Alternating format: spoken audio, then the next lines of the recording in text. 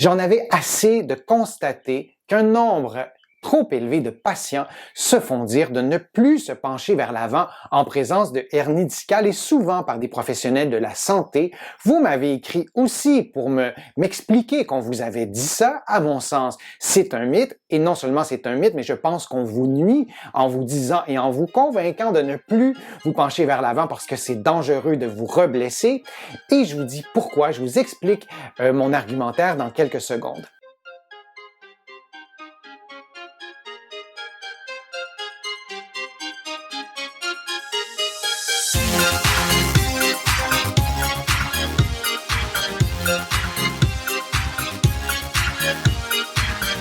Je suis Denis Fortier. Si vous êtes nouveau ici sur ma chaîne YouTube, je vous conseille de vous abonner en cliquant sur le coin inférieur droit de l'écran. Je vous invite aussi à vous abonner gratuitement à mon infolettre en visitant mon site web, le www.denisfortier.ca. Vous allez pouvoir aussi prendre un rendez-vous en ligne. J'offre des téléconsultations. La hernie discale, c'est un diagnostic qu'on pose souvent.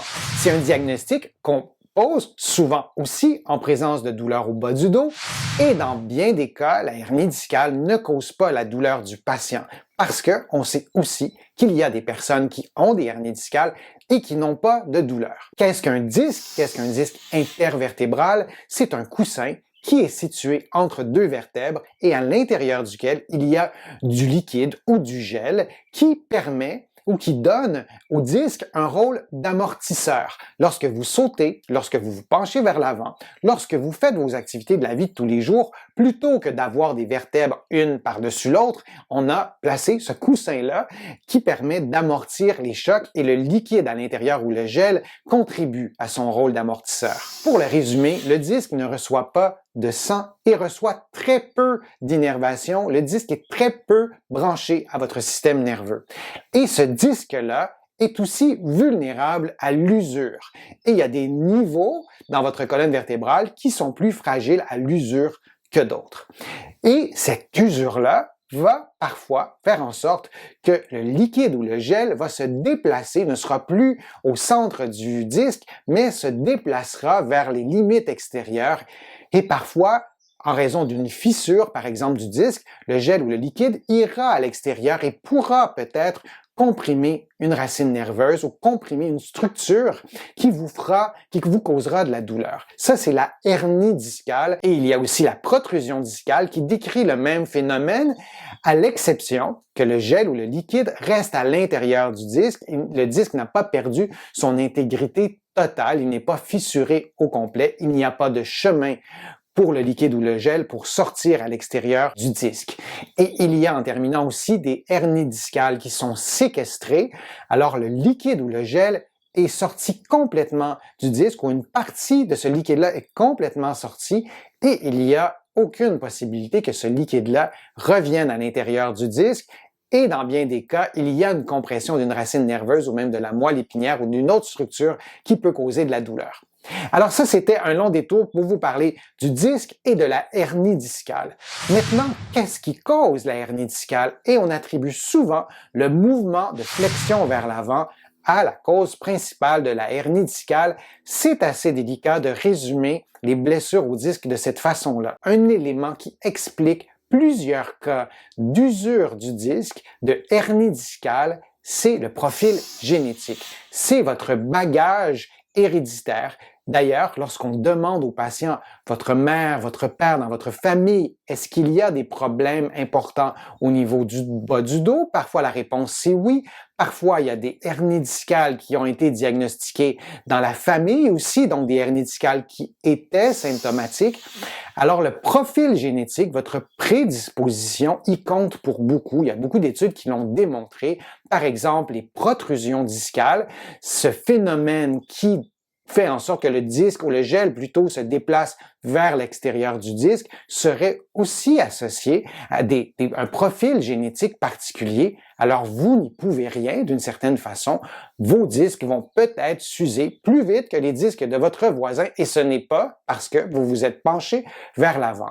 Les fumeurs ont aussi beaucoup plus de risques d'avoir des problèmes de dos, d'avoir des problèmes, entre autres, avec les disques, parce que le fait de fumer, le tabagisme, modifie la vascularisation, modifie la qualité des tissus et les fumeurs sont plus à risque et ce n'est pas parce que ces personnes-là se penchent plus souvent. Il y a aussi des accidents de voiture, des traumatismes qui sont violents, qui peuvent aussi causer des hernies discales ou sinon déclencher ou accélérer un processus qui était déjà existant. Je parle au conditionnel parce que bien souvent, ces personnes-là n'avaient pas passé de test d'imagerie médicale. On ne peut pas faire de comparaison. Il y a aussi des événements qui sont beaucoup plus violents qui peuvent abîmer le disque intervertébral.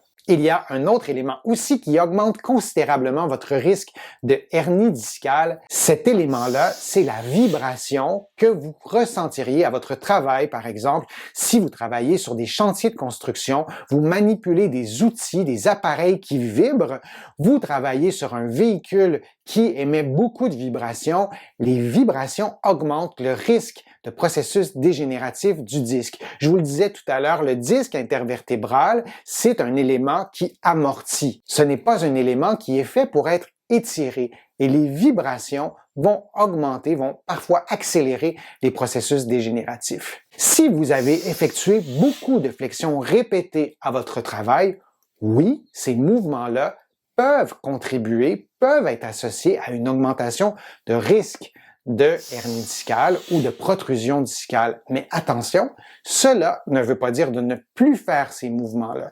Ce qu'on souhaite en présence de douleurs au dos et en présence de hernie discale qui cause une douleur au dos, c'est de maintenir la santé du dos. Et quand on y pense, c'est tout à fait logique de pouvoir faire tous les mouvements que le dos peut normalement faire.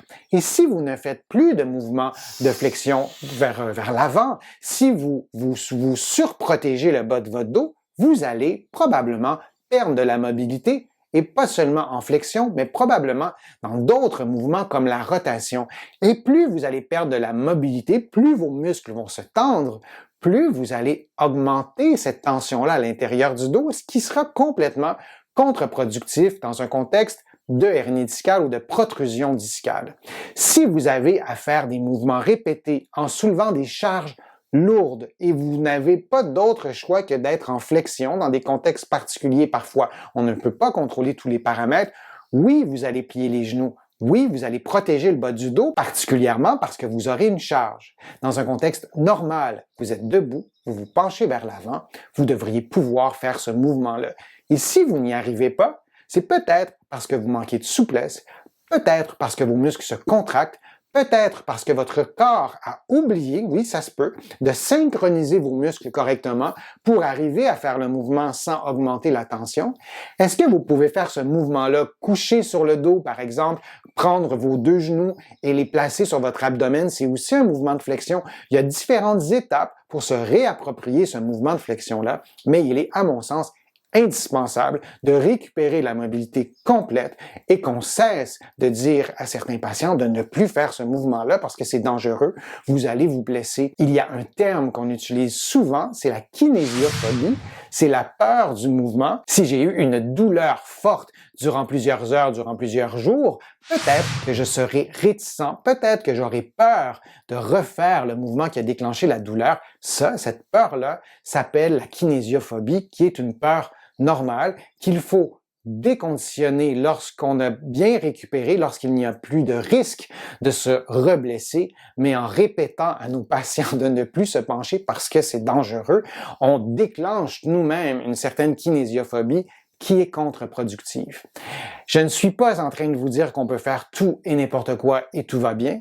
Je suis en train de vous dire qu'il est essentiel, en présence d'une douleur au dos, particulièrement s'il y a une hernie discale, de récupérer sa mobilité, récupérer sa force et récupérer la stabilité de son dos dans tous les mouvements que le dos fait normalement dans la vie de tous les jours. Si vous avez une douleur aiguë, si vous avez des engourdissements, une perte de sensibilité, un pied tombant lorsque vous marchez, des signes neurologiques, vous allez en parler à votre médecin, vous allez consulter un professionnel de la réadaptation vous allez vous en occuper et durant cette phase de guérison, vous allez récupérer ces mouvements-là et l'immense majorité des patients peuvent se réapproprier ce mouvement-là et bien souvent, ça minimise le risque de rechute. J'espère que ma vidéo vous a plu, j'espère que les informations étaient précises, aidantes. Si c'est le cas, je vous invite à cliquer j'aime, à partager ma vidéo sur les réseaux sociaux. Vous le savez, ça me donne plus de visibilité, ça m'aide à produire de nouveaux contenus. Vous allez trouver d'autres informations aussi sur mon site web, le www.denisfortier.ca.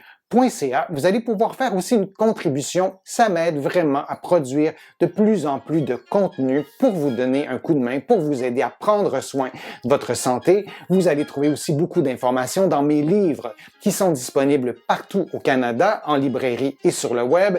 Mes livres sont disponibles aussi partout à travers le monde, notamment en France, là aussi en librairie et sur le web. Je suis Denis Fortier. Je vous remercie beaucoup. À bientôt.